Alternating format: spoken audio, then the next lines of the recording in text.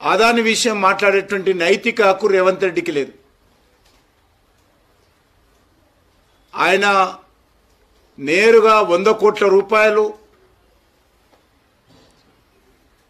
Adani company CSR నుంచి తీసుకుని ఏ రకమైనటువంటి ఒప్పందం చేసుకుంటో ప్రజలకు చెప్పాలి. ఎందుకోసం అదాని దగ్గర 100 కోట్ల సహాయము అడిగాడో, ఎందుకు ఇస్తామన్నారో, ఎందుకు ఫోటోలు కలిసి దిగారో ప్రజలకు చెప్పాల్సినటువంటి అవసరం ఉంది.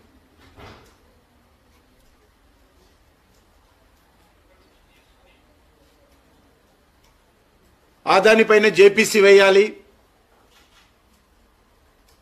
మోడీ గారు అదాని రక్షిస్తున్నాడు. నేను కాంగ్రెస్ పార్టీని సవాల్ చేస్తా ఉన్నాను.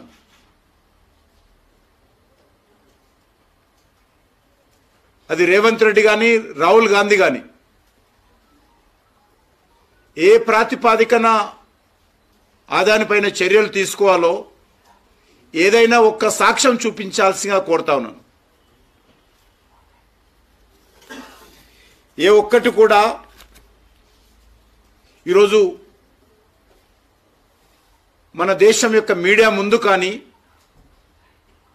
మన దేశంలో ఉన్నటువంటి న్యాయస్థానాల ముందు కానీ, దేశ ప్రజల ముందు కానీ ఏ ఒక్క ఆధారాలు చూపించకుండా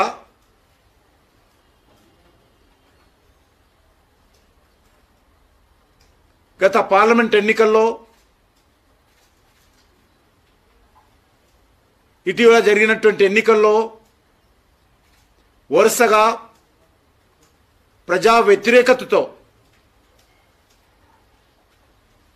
విశ్వాసం కోల్పోయి వరుసగా గత 10 సంవత్సరాలుగా అనేక ఎన్నికల్లో ఓటమి పాలవుతూ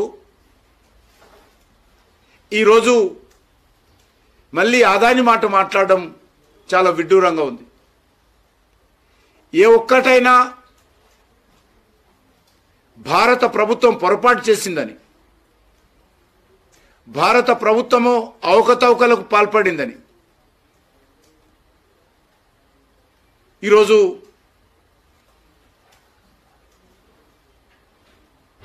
కాంగ్రెస్ పార్టీ నిరూపిస్తుందని అడుగుతా ఉన్నాను. ఏ ఒక్క మాట మీద నిలబడే సత్తా లేక, ఏ ఒక్క సమస్య మీద ఆధారాలు లేక